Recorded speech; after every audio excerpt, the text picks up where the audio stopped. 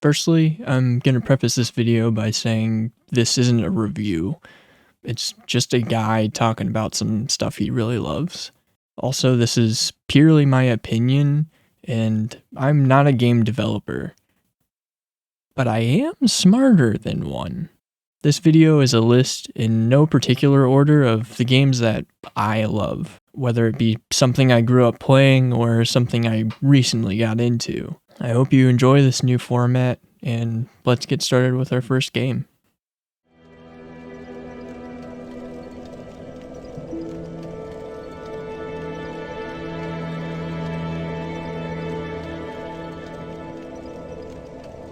Dark Souls changed my life, much like a lot of other gamers you might see on the internet. This game is the reason that I wanted to make this video at all. Yeah, this is kind of the cliche Dark Souls saved my life video, and honestly that's fine with me. Good art just has a way of making you reflect on your place in the world. Just play a small part of Gwyn's theme for a Dark Souls player, and you'll see them go from a functioning human to a puddle instantly. I mean, can you blame them?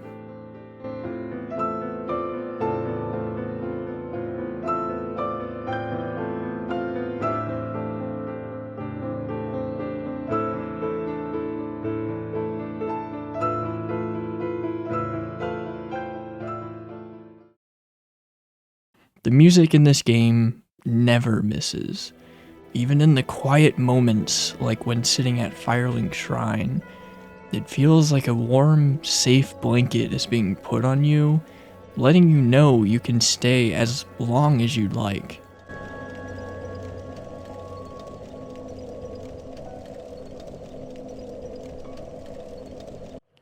Dark Souls stays reserved with its music as well.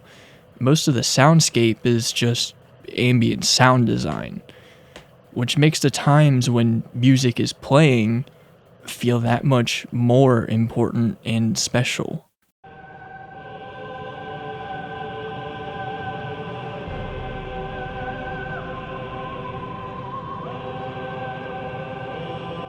I listen to this OST on Spotify all the time. I'm actually listening to them right now, writing this script, and I can't help but to just sit here and vibe.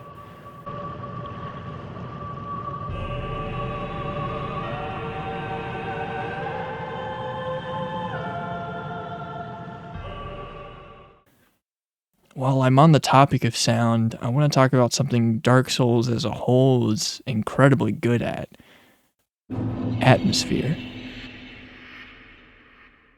The atmosphere of Dark Souls is one of my favorites, to the point I'll just sit somewhere and bathe in the sound design. I used to RP walk in these games for hours, really soaking in everything the sound engineers put together for the player, which would explain why I like talking about tiny details like a nerd would. It's me, I'm the nerd. The lore of Dark Souls also helps you to really appreciate these tracks as well.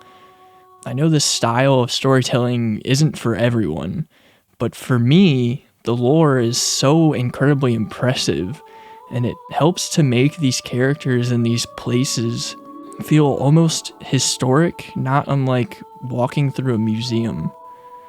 This world is rich with amazing story, and I love it because you don't need an NPC to tell you just how fucked up and hopeless everything is here.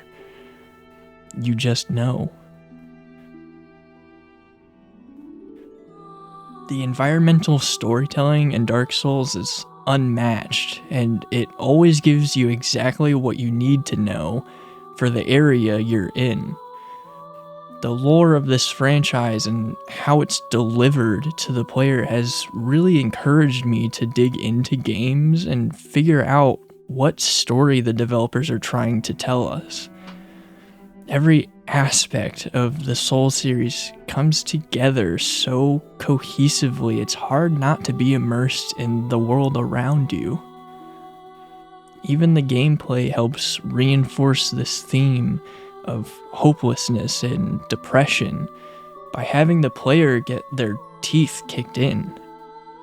And the gameplay, I know for some, is hit or miss because, well, not everyone loves ramming their cock into the wall, but for me, this game truly taught me to not back down from a challenge.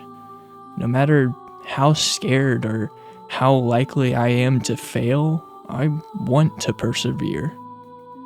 Dark Souls changed my life. It might just change yours.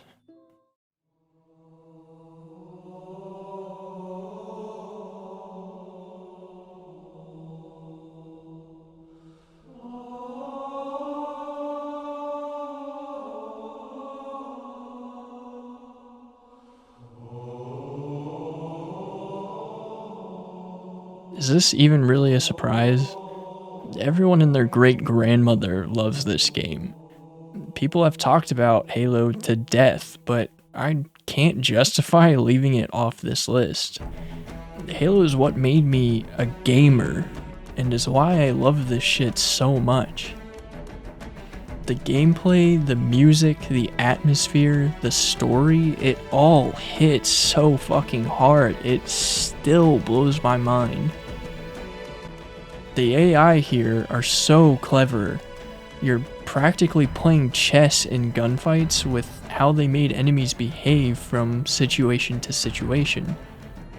Each enemy acts so differently and has multiple ways they'll approach a fight with Chief. It makes things feel fair, and it doesn't feel like artificial difficulty. Something I guess Bungie has forgotten lately. Not only that, but the sandbox of weapons is so incredibly stellar. Just looking at the plasma pistol, for example, you wouldn't think it's all that special until you use it on an elite that's been cranking 90s on you, and now he has no shields, making him so much easier to handle. Now, at this point, you'll probably notice that the music in video games is something I'm gonna bring up a lot, but man, I just can't help it.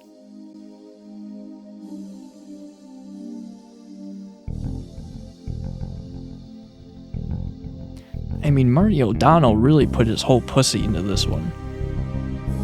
The music and ambience here is building such a thick atmosphere for the player to be sucked into. Something the remaster clearly doesn't understand. Much better. One standout moment for me, even as a kid, was the flood encounter. This is the first time that one of these missions feels off, and you get that sense as soon as it starts. Covenant are running in fear, Keyes is missing, and Chief is alone. You come across a pelican crash with static distress signals, and shadows are moving out in the fog, but they don't seem familiar. Not many Covenant are here, and the ones that are here aren't high ranking, and it's easy. You see blood spilled on the walls, and you come up to a survivor, but he's panicked and paranoid, shooting at you, screaming to stay back. He doesn't want to be turned. You come across a helmet and watch the camera footage. You see the Marines stumble upon a new enemy getting swarmed and overwhelmed. It's an enemy that we're not familiar with. One Chief isn't familiar with.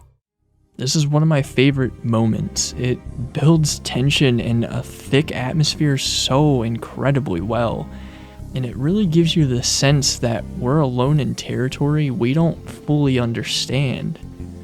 It's eerie and chilling, and to this day, I can't stop thinking of this mission.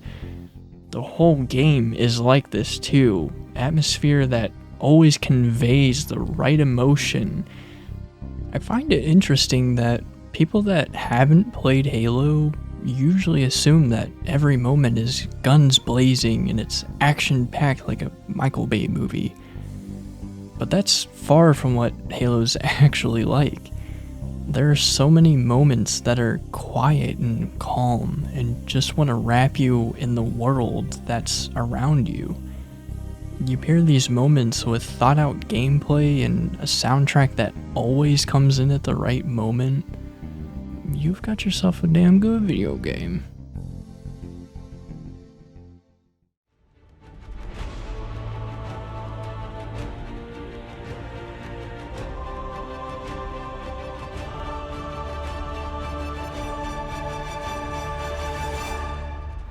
Next on the list is Monster Hunter Rise. I played Monster Hunter years ago, and the first game I played didn't grip me super hard. Then Monster Hunter World came out, and it seemed like a cool new game, so I figured, hey, why not? It was probably one of the best decisions I've ever made. It sold me on the franchise instantly. So when Monster Hunter Rise came along for PC, I picked it up immediately. Now it's one of my favorites in this series and one of my favorite games of all time. I mean, you're telling me that I gotta play a game where I get to use giant weapons to slay giant monsters, with each one being a completely unique challenge? Monster Hunter is one of those games that truly doesn't know how to miss. It may just be the one series that releases yearly, with each installment being better than the last, making the past game almost completely irrelevant. The expansions for these games always end up being insane content drops as well, making huge improvements to the base game. The combat in this game is by far the best in this iteration. More movement, more moves, and more unique fights. Some fans were skeptical, claiming that the game now felt easier than World. In my opinion, it only feels easier for some veteran players because we now have even more tools at our disposal for skill expression. They've given us so much potential, we're starting to run out of buttons on the controller. A new player coming to this game will still get dumpstered by monsters because they don't know the tech and important gameplay rules the game doesn't always tell you. This is by far the most fluid entry, and I hope some of these movement mechanics of some kind make it into the next Monster Hunter just on the horizon. The monsters here are incredible. One of my favorite things in this series is the monster introductions.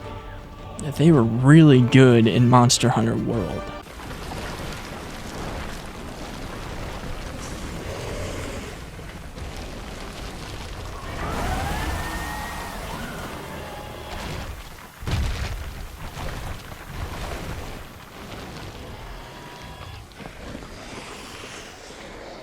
And in Rise, they're amazing.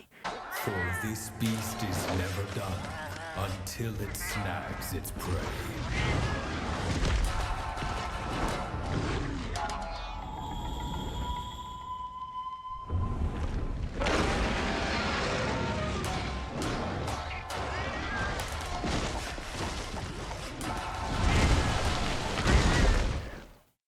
They set the perfect tone for your next challenge.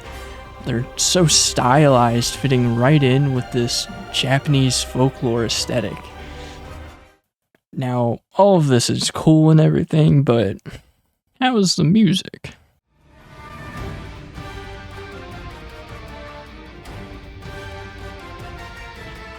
Yeah, it's pretty fucking amazing. Having this going while beating the life out of the locals is all I can ask for. They know how to make the player feel empowered and the monsters intimidating. With the next Monster Hunter title being announced, it's a really good time to be a Monster Hunter fan.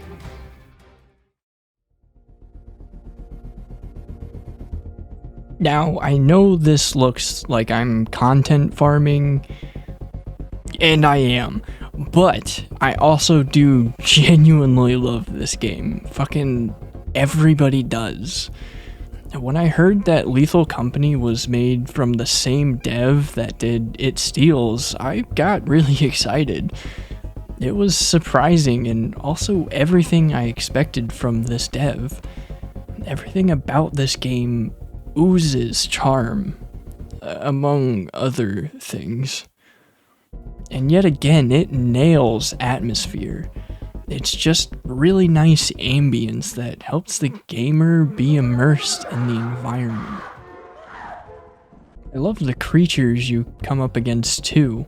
Every nightmare has so many interesting things about them, whether it be how they interact with the employees, their behaviors, or their design.